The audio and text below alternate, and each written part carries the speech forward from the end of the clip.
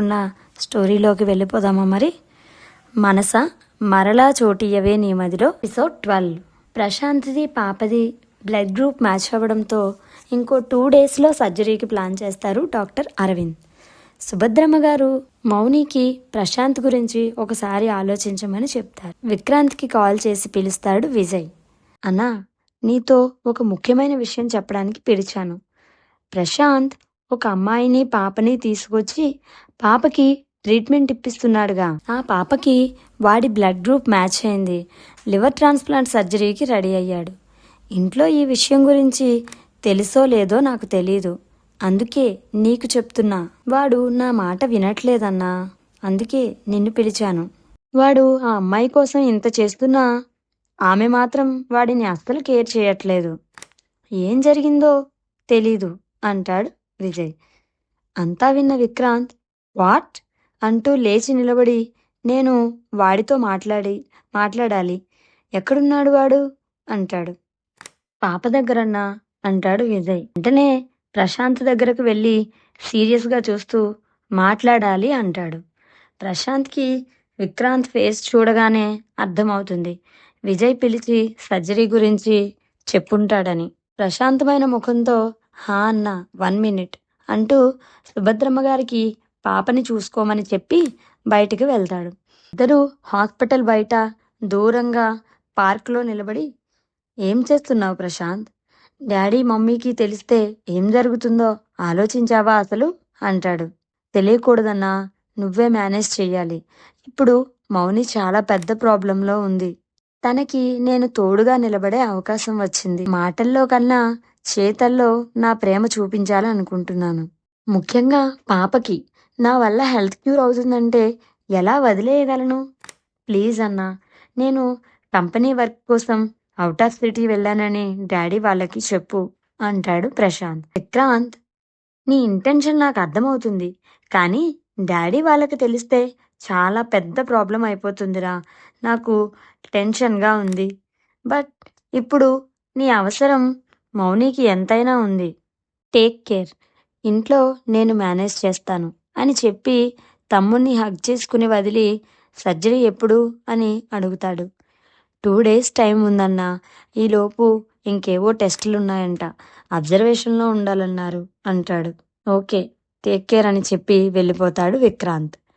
Next day morning Vijay DNA test result గురించి ఎదురు చూస్తూ ఉంటాడు. ఆఫ్టర్నూన్కి రిజల్ట్ వస్తుంది. ప్రశాంత్ పాపకి బయలాజికల్ ఫాదర్ అని 100% డిఎన్ఏ మ్యాచ్ అవుతుంది. ఆశ్చర్యపోవడం విజయ్ వంతవుతుంది. వెంటనే ప్రశాంత్కి కాల్ చేసి అర్జెంటుగా తన క్యాబిన్కి రమ్మని చెప్తాడు. అదే హాస్పిటల్లో అబ్జర్వేషన్లో ఉన్న ప్రశాంత్ విజయ్ క్యాబిన్కి వచ్చి, వాట్ హ్యాపెండ్ రా? పాపకి ఏం ప్రాబ్లం లేదుగా అని అడుగుతాడు. అని ఒక నిట్టూర్పు విజయ్లో. ప్రశాంత్ని కూర్చోమని చెప్పి తన డెస్క్లో నుండి ఒక రిపోర్ట్ కార్డ్ తీసి అతని ముందు పెడతాడు. ఏంటిది అని అడిగితే, ఓపెన్ చేసి చూడు అంటాడు. అది ఏదో టెస్ట్ రిపోర్ట్ అని తెలుస్తుంటే, ఏంటిది అంటే చెప్పవే అంటూ ఓపెన్ చేసి చూసిన ప్రశాంత్కి అది డిఎన్ఏ టెస్ట్ అని 100% మ్యాచ్ అని అర్థమవుతుంటే, ఎవరిది అని అడుగుతాడు. నీది, పాపది. పాప నీ కన్న కూతురు. నువ్వు తనకి బయలాజికల్ ఫాదర్వి అంటాడు విజయ్. ఒక్క క్షణం తనేం విన్నాడో అర్థం కాదు ప్రశాంత్కి. ఈ రిపోర్ట్ని బట్టి చూస్తే నువ్వు పాపకి బయలాజికల్ ఫాదర్ అని తెలుస్తుంది. మౌనిక గారు నీకు ఈ విషయం ఎందుకు చెప్పలేదో నాకు తెలీదు అంటాడు విజయ్. ప్రశాంత్ నిమిషం ఆలస్యం చేయకుండా విజయ్తో ఏం మాట్లాడకుండా పరిగెడుతూ పాప ఉన్న రూమ్కి వెళ్తాడు. మంచం మీద పడుకుని ఉన్న సిరిని గట్టిగా పట్టుకొని తన ముఖమంతా ముద్దులు పెడతాడు. పాపని చూస్తే ఎందుకు ఏదో బంధం లాగినట్టు అనిపిస్తుందో అతనికి ఇప్పుడు తెలుస్తుంది. ప్రశాంత్ కంటి నుండి నీళ్లు ఆగకుండా కారుతున్నాయి. పాప ఇబ్బంది పడుతూ ఉండేసరికి తనను వదిలి పాప ముఖాన్ని ప్రేమగా తడిమి తన 2 బుగ్గలని 2 చేతులతో పట్టుకొని తన నుదుటి మీద ముద్దు పెట్టుకుంటాడు. ఏమైంది అంకుల్ అని అమాయకంగా అడుగుతున్న సిరిని చూస్తూ కన్న కూతురు తనని అంకుల్ అనేసరికి ఏదో బాధ ప్రశాంత్ మనసులో. కానీ నీ కన్న తండ్రిని నేనే అని నిజం చెప్తే పాప అడిగే ప్రశ్నలకు సమాధానం లేదు తన దగ్గర. అసలు ఇలా ఎందుకు జరిగింది? మౌని కడుపుతో ఉన్నప్పుడు, పాప పుట్టినప్పుడు, తన చిన్న వయసులో ఉన్న ప్రతి మూమెంట్ని తను మిస్ అయ్యాడు. తను మిస్ అయిపోయాడు అన్న బాధ ప్రశాంత్ మనసులో. మౌని అసలు ఇప్పటి వరకు ఎందుకు ఈ విషయం చెప్పలేదు అని కోపం కూడా వచ్చింది. పాప నుదుటిపై ప్రేమగా ముద్దు పెట్టి మంచంపై పడుకోబెట్టి బయటకు వెళ్ళాడు ప్రశాంత్. బయట చైర్లో కూర్చున్న మౌని చేతిని పట్టుకొని లాక్కెళ్తున్నట్టే తీసుకొని వెళ్ళి ఒక ఖాళీ రూమ్లో తనని విసిరేసినట్టే వదిలిపెట్టాడు ప్రశాంత్. దాంతో ఆమె బెడ్ మీద పడిపోయింది.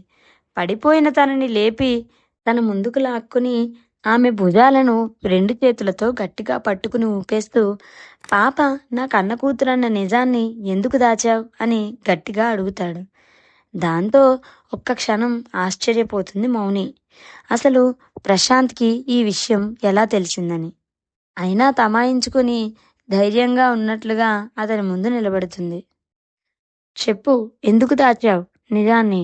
పాప గురించి నాకు ఎందుకు చెప్పలేదు? ఇన్ని రోజుల నుంచి నన్ను క్షమించమని, మరలా నా ప్రేమను అంగీకరించమని నీ వెనక పిచ్చివాడిలా తిరుగుతున్నాను కదా, ఒక్కసారైనా ఎందుకు చెప్పలేదు అని అడుగుతాడు ప్రశాంత్. అసలు ఎందుకు చెప్పలేదు అని చాలా కోపంగా అడుగుతాడు. దాంతో మౌని అతని చేతులు విసిరికొట్టి ఎందుకు చెప్పాలి అని చాలా గట్టిగా అడుగుతుంది. వాట్? ఎందుకు చెప్పాలి అంటున్నావా? పాప నా కూతురు. తండ్రిగా నాకు తెలియజేయవలసిన బాధ్యత నీకు లేదా అని అడుగుతాడు ప్రశాంత్. బాధ్యత గురించి నువ్వు మాట్లాడుతున్నావా?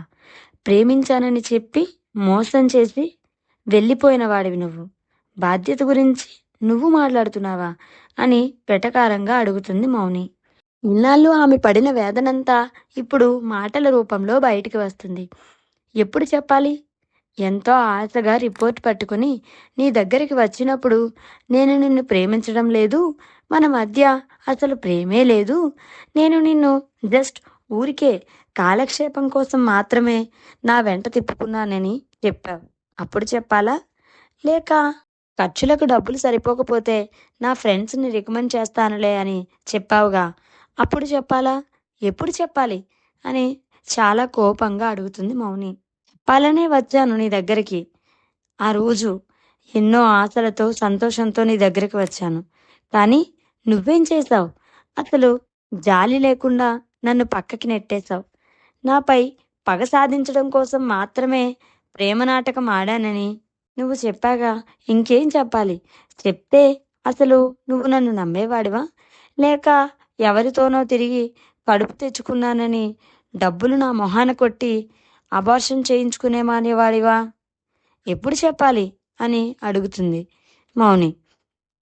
అంటే నేను నీకు మరీ అంత దుర్మార్గుడిలా కనిపిస్తున్నానా? ఇంకా లోకం కూడా తెలియని బేబీని చంపే అంత కసాయివాడిలా కనిపిస్తున్నానా అని అడుగుతాడు ప్రశాంత్. ఆ మాటకి వెటకారంగా నవ్వి, తెలియక నీ మీద కంప్లైంట్ ఇచ్చినందుకు ప్రేమించానని నాటకమాడి నన్ను నమ్మించి నా సర్వస్వం నీకు అర్పించాక అంతా నాటకమని అనకూడని మాటలని నా గురించి, నా ఫ్యామిలీ గురించి, నేను పడే బాధల గురించి తెలిసి కూడా నీ దారిన నువ్వు వెళ్ళిపోయావు. అసలు నేనేమవుతానని ఒక్కసారైనా ఆలోచించావా? మా పిన్నికి తెలిస్తే నన్నేం చేస్తుందో కనీసం ఊహించావా? లేదు కదా. అప్పటికి నీ పగ తీర్చుకున్నావు. అలాంటి నీకు ఏం చెప్పాలి అని అడుగుతుంది మౌని. ప్రశాంత్కి ఏం మాట్లాడాలో తెలియలేదు. తను చేసింది ఎంత పెద్ద తప్పో ఇప్పుడు అతనికి అర్థమవుతుంది. మౌనిని గట్టిగా హత్తుకొని, సారీరా బంగారు, క్షమించు. నేను ఇదంతా అప్పుడు ఆలోచించలేదు.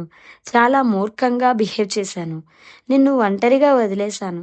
కానీ ఇప్పుడు చెప్తున్నా విను. ఇక మీదట నిన్ను, పాపని ఒక్క క్షణం కూడా వదిలిపెట్టి ఉండను. ఇక మీ ఇద్దరి బాధ్యత నాది. మీ ఇద్దరికీ ఏ కష్టం కలగకుండా నేను చూసుకుంటాను. ప్లీజ్ రా, నన్ను క్షమించు ప్లీజ్ అంటూ తన కన్నీళ్లతో మౌని భుజాలు తడిపేస్తాడు ప్రశాంత్. ఇప్పుడు నేనేం చేయాలో చెప్పురా ప్లీజ్ అంటాడు. మౌని ఏం మాట్లాడకుండా ప్రశాంత్ నుండి విడిపించుకొని వెళ్ళిపోతుంది. మాట్లాడకుండా వెళ్ళిపోతున్న మౌని వెంక చూస్తూ వెనకే ప్రశాంత్ కూడా వెళ్తాడు. తిరిగి కూర్చుని సుభద్రమ్మ గారితో, నాకు హెల్త్ బాగాలేనప్పుడు కూడా డాడీ ఎందుకు రాలేదమ్మమ్మ అంటూ ఆవిడని అడుగుతుంది. ఏం చెప్పాలో తెలియక, లేదమ్మా డాడీ తప్పకుండా వస్తారు, మమ్మీ కూడా డాడీని తీసుకురావడానికి వెళ్ళింది అంటారు. లోపలికి వస్తున్న మౌని ఆ మాటలు విని కూడా మౌనంగా ఉంటుంది. కానీ ప్రశాంత్ మాత్రం ఉండలేకపోతాడు. వెంటనే పాపతో, నేను నీకు నచ్చానా బంగారు అని అడుగుతాడు. మౌని అతనేం మాట్లాడుతున్నాడో అర్థం కాక బొమ్మలా నిలబడి చూస్తూ ఉంటుంది. హా అంకుల్, మీరు చాలా మంచివారు, నా కోసం అమ్మ కోసం తోడుగా ఉన్నారుగా, అయితే ఎప్పటికీ మీతోనే ఉండిపోనా మీ డాడీగా అని అడుగుతాడు ప్రశాంత్. సిరి సంతోషంగా, అంకుల్ నిజంగానా, మీరేనా నా డాడీ, అందుకేనా నాతో ఉంటున్నారు, thank you so much, love you daddy అని, నేను మిమ్మల్ని ఇప్పటి నుండి డాడీ అని పిలుస్తాను అంటూ ప్రశాంత్ని కౌగిలించుకొని మొదటిసారి తండ్రి ప్రేమని ఫీల్ అవుతుంది చిన్నారి సిరి. ప్రశాంత్ కూడా ఇన్నాళ్ళు మిస్ అయిన సిరి ప్రెజెన్స్ని ఫీల్ అవుతూ ఉంటాడు. చూద్దాం మరి మౌని రియాక్షన్ ఏంటో నెక్స్ట్ ఎపిసోడ్లో. నా స్టోరీస్ కనుక మీకు నచ్చినట్లయితే నా ఛానల్ని లైక్ చేయండి, షేర్ చేయండి అండ్ అలాగే తప్పకుండా సబ్స్క్రైబ్ చేయండి. స్టోరీ ఎలా ఉందో కామెంట్ చేయడం మాత్రం మర్చిపోకండి.